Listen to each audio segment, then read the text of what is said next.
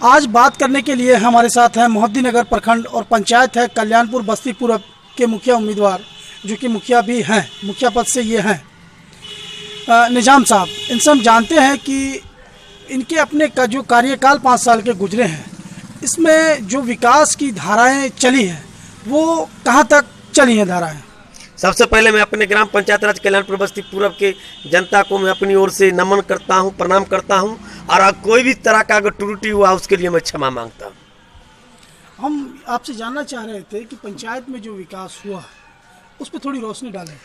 7 निश्चय योजना का जो भी हमें गजट मिला था सरकार की ओर से, उस सारी योजना को हमने धरातल धरती पर उतारा हूँ, काम किया हूँ। या वो गली नली हो, या पक्की सड़क हो, या 7 निश्चय योजना अंतर्गत हर घर नल जल का काम हो, हमने उस काम को हर घर नल जल पहुंचाने का काम किया हूं, और प्रयास से जो बचा हुआ उसमें भी करूंगा।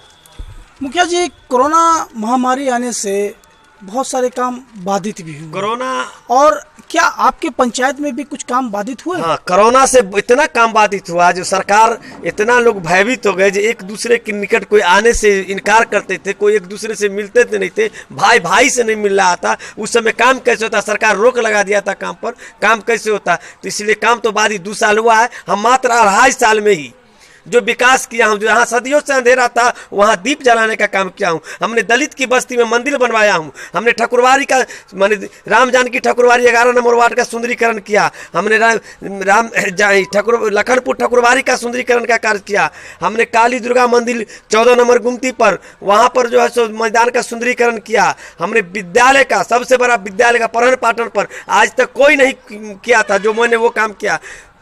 सारे विद्यालय में सोख्ता बनवाया और फाइबर ब्लॉक लगाकर सुंदरीकरण। और एक कन्या विद्यालय था जिसका जर्जर स्थिति था, वहां बढ़िया से बढ़िया भवन का भी व्यवस्था करवाए, और बाउंड्री कराकर मैंने सबसे सुंदर, सबसे अच्छा स्कूल बना दिए। स्कूल में जहां भी हमारा विद्यालय है, सब में हमने सुंदरीकरण का काम किया हूँ।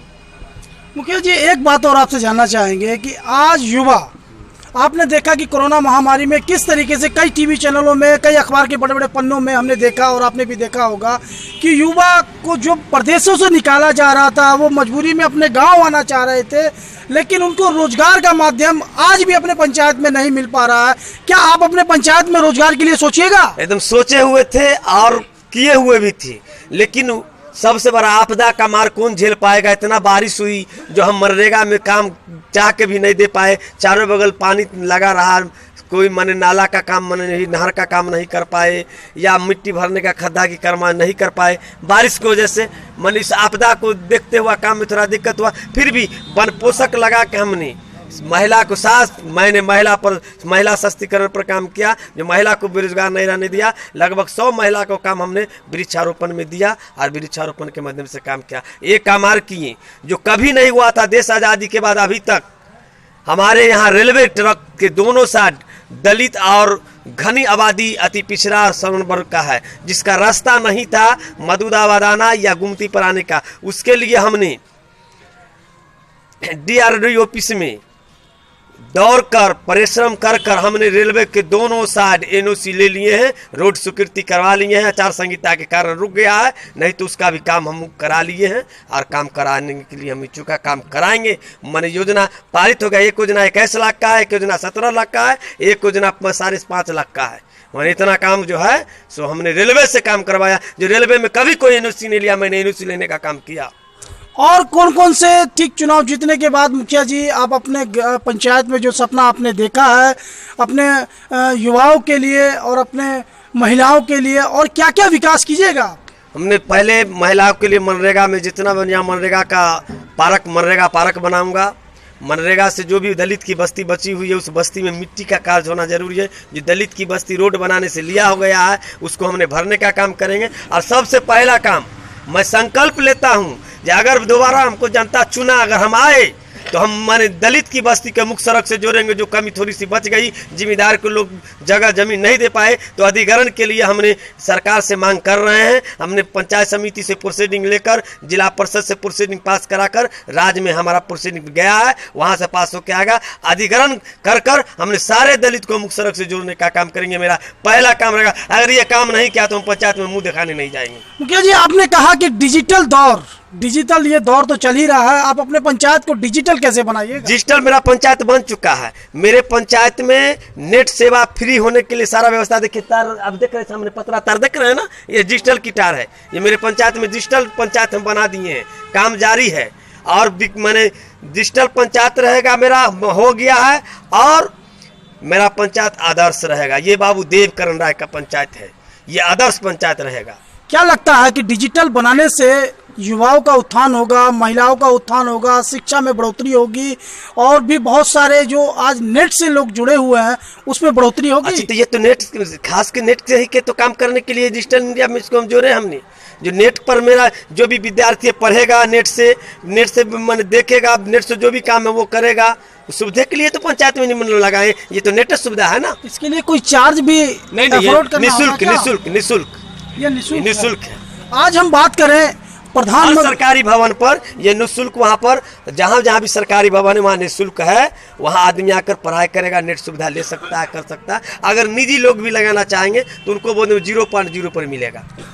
आज हमने कई पंचायतों में, आज इससे अलावा भी हम कई पंचायतों में घूमा है, और प्रधानमंत्री आवास योजना, शौचालय योजना, इसमें बहुत ही हमने कमियां देखी हैं। आपके पंचायत में, हम आपकी बात करेंगे, आपके पंचायत में कितने प्रधानमंत्री आवास योजना आपके माध्यम से आवंटन हुए, और शौचालय योजना? हाँ, सबसे पहला नंबर तो मैं सरकार को थोड़ा सा दोषी बताऊंगा। जो इंदिरा आवास सहायक को वो मैंने मजिस्ट्रेट बना के भेज दिए, जो थोड़ा मुखिया से अलग थोड़ा चलना चाहे करने का प्रयास भी किए हैं। लेकिन फिर भी मिला जुला कर हम लोग कम समय मिला, कोरोना का महामारी की वजह से भी 300 कुछ इंदिरा आवास मेरे पंचायत में वितरण हुआ है। और शौचालय, स्वच्छता अभियान के तहत शौचालय का जो है सो हमने पेमेंट कराया हूँ अपने पंचायत में लगभग 2100। उसके बाद स्वच्छता निर्माण कराया हूँ लगभग 300 से 400। पशु शेड निर्माण करा हूँ 50 से 60-70 तक। ये सब काम मैंने किया। ये क्या लगता है कि इतने से तो काम नहीं चलेगा, और जो अभी कोरोना महामारी में बाधित हो गया है, तो ये आने के बाद पूरा कीजिएगा? कोरोना अगर खत्म हो जाता है सही से, अगर हमें सरकार मौका 5 साल देगा, तो मैं कहता हूँ जो वो कहा तुम जीत में हो तो जीत में मैंने यकीन कर, अगर आसमां चांद कहीं है तो जमीन पर उतार के लाकर दिखाऊंगा, उतार के लाकर दिखाऊंगा। बहुत बहुत शुक्रिया आपकी हमसे बात करने के। महद्दी नगर प्रखंड और पंचायत है कल्याणपुर बस्ती पूरब, और यहाँ जो देख रहे हैं नगाड़ा बज रहा है, लोगों में खुशी का एक माहौल देखने को नजर आ रहा है। और ये जो नगाड़ा है, ये एक मुखिया प्रत्याशी है जो कि पहले भी मुखिया रह चुके हैं, उन्हीं की खुशी में उनको छाप मिला है। ये ढोलक बज रहा है। हम युवाओं से जानना चाहेंगे, नीचे करो, हो गया।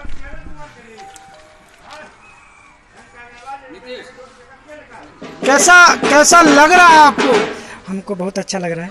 थोड़ा तेज बोले मेरे भाई। जोर से बहुत अच्छा लग रहा है हम लोगों को। अच्छा, हाँ जी, एकदम मतलब खूब बढ़िया लग रहा है आपको रैली में आके? हाँ, बहुत मजा आ रहा है हम लोगों को। और थोड़ा सा हम जानना चाहेंगे कि ऐसा क्या मुखिया जी में नजर आया जो आप इनकी रैली में चले आए? मुखिया जी में यही नजर आया कि हम लोगों को कुछ भी दुख तकलीफ होता है, मुखिया जी तुरंत पहुंच जाते हैं। कोई भी प्रॉब्लम हो, कुछ भी हो, मुखिया जी हमेशा हाजिर रहते हैं, तुरंत पहुंच जाते हैं। आप बताएं। हम लोगों का ये नेता बहुत पसंद है, हम लोगों को काफी मदद किया है, इसलिए हम ये नेता को क्या, जैसे में क्या मदद किया है, क्या काम बताएं? जैसे में कि और कुछ भी हम बोले। हाँ, हम लोगों को जैसे कुछ भी प्रॉब्लम होता है, नेताजी हमेशा पहुंच जाते हैं, हमेशा कुछ न कुछ चीज से हमेशा मदद करते रहते हैं। उम्मीदें जागी हुई है नेताजी जी के साथ। हाँ, ठीक है, बहुत अच्छी बात है। और आप बताएं, आप कुछ कहना चाह रहे हैं? जी सर, यही जो बोला है सर। अच्छा, ठीक बोला है कि उम्मीदें जुड़ी हैं मुखिया जी से कि युवाओं का विकास होगा और पंचायत में रोजगार के अवसर लगेंगे।